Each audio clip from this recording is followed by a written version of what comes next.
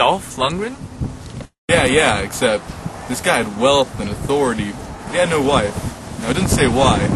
I'm guessing he just hadn't found Mrs. Right yet. Enter Ruth. These beautiful women just fall out of the sky. So God places Ruth, this beautiful girl, right in front of Boaz, and they have their first conversation. Was it all passionate and profound like a Patrick Dempsey movie? Man, this guy played it cool. Dempsey has nothing on this guy. He tells her to remain in his field, to provide safety, he provides period, much like God, who provides safe pasture and food and water for the hungry. This guy is an archetype for the good Lord. Now, how does Ruth respond to this? In verse 10, you find Ruth bowing down. She's homeless, she's been married, she has her mother-in-law in this 2-for-1 package that's kind of weird. She doesn't have much going for her. She's just amazed that someone would show her such favor. But that doesn't matter, you see. Much like Boaz, God has such a love for us. He loves us at our absolute worst. He died for all sinners. There's no stain big enough that he cannot clean. Much like a profound Mr. Clean. So, how does he take that? Well, Boaz responds with a line that would put any Hollywood line to shame. He says that he has seen what she's done. In essence, he has seen her godly character. Now, J.C. Watts, a good friend of mine, stated that character is what you do when no one is watching. But in a world where God is omnipresent, where he's always watching, he sees your good deeds. He knows your heart. That sounds wonderful. Yeah, it is. And so Boaz prays for her. He encourages her. And many times we find ourselves in a stressful situation. But you just have to remember that God is at work. The ultimate victory has already been won. Jesus says in John 16:33 that in this world you will have problems. But take heart. I have overcome the world.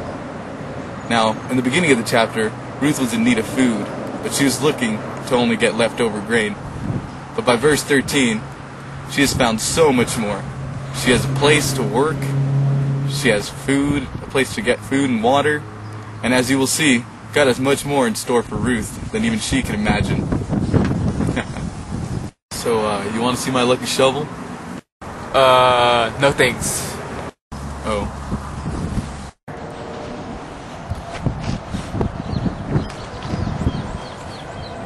So the word on the street is, there's some guy blocked down. He knows some insight on the last verses of Ruth. Let's go check him out. There he is, let's go see him.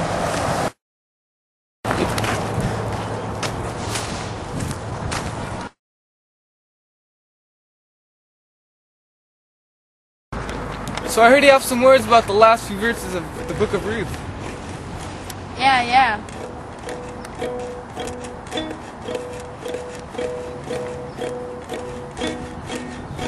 So, what happens after verse 13? So, this Boaz guy, he's like, yo, come over here. I have some bread and dip. Sounds like a good pickup line, right? But this guy is a good man. He takes her in and provides for her. This is an intimate meal here in verse 14. He wants to get to know her a little better, just like God reaches out to each one of us to have a deep and personal relationship, regardless of standing. Man, I'm getting kind of hungry. Sure, yeah, sounds good. So, where were we? Oh yes, so in verse 15 through 18, we see Boaz taking on the role of provider, of a protector, and showing Ruth some grace. She has received more than her share. He gave her extra roasted grain, some extra barley. He doesn't just give her leftovers, but she now has leftovers. She not only feeds herself, but her widowed mother. Well, that's a lot of food. Straight up, God has enabled Boaz to bless this woman of God, like he says in Ephesians, for we are God's workmanship, created in Christ Jesus to do good works, which God has prepared in advance for us to do. And so, through Boaz, God has shown Ruth and Miss Bitter to choose His grace. And plus, Boaz gets to be with the little missus. That's 3 birds and 1 stone, if I ever saw it. So whatever happened to Naomi? She went MIA for a bit. So Ruth runs back to Naomi to tell her what has happened. though she was bitter, you can see that Naomi still believed that the Lord will provide. And in verses 19 and 20, you see Naomi restored. She's no longer bitter. God was steering the whole time. He provided for them in abundance. He's the one who brought Ruth to Boaz's field and had him be one of their kinsman's redeemers. Kinsmen redeemers? A kinsman's redeemer was a person who would ensure that there was a provision for biological relatives. Now with Boaz, God not only used a person who would provide them on a physical level, but also provide them for them on a spiritual level. Seen by the restoration of Naomi, God cares not only for our physical needs, but even more so provides our spiritual needs.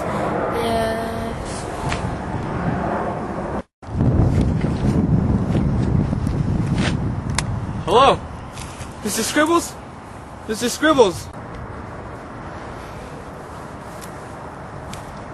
We've lost him.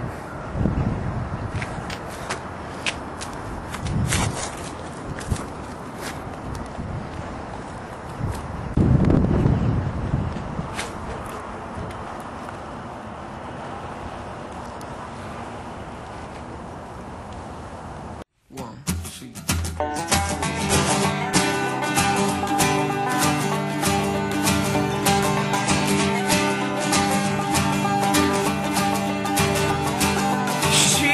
Asking me if I love Jesus, and does that make you better than me? A better liar and faker and hider than you. I'm not better than you, 'cause Jesus loved me first when I was not so lovely. In the last few verses, we see that Boaz provides a place to work, to build friendships, and to grow for Ruth. Like Boaz, God provides such a place in His field of grace. Let's continue working in Jesus' field, knowing that He loves us and provides, and that He alone has redeemed us.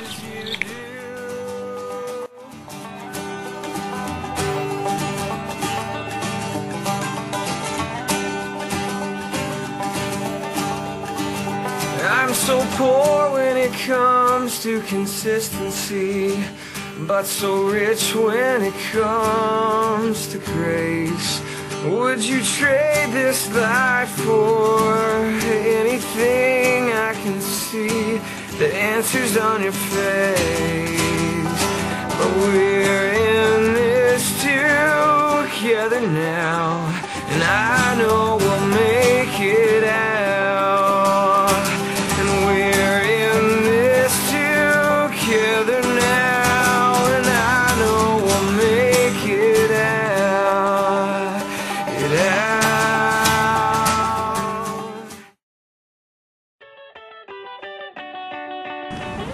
Let's keep following the trail. Dr. Wolfberger has been telling me about a great excavation that's been going on in our own backyard that may illuminate the details about wow!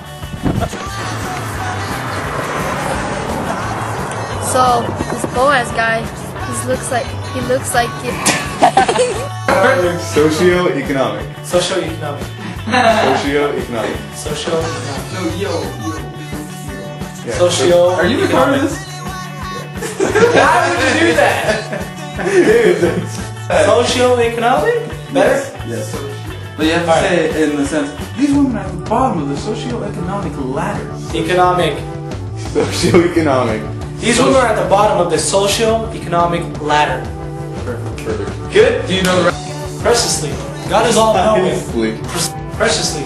God is all knowing. Preciously.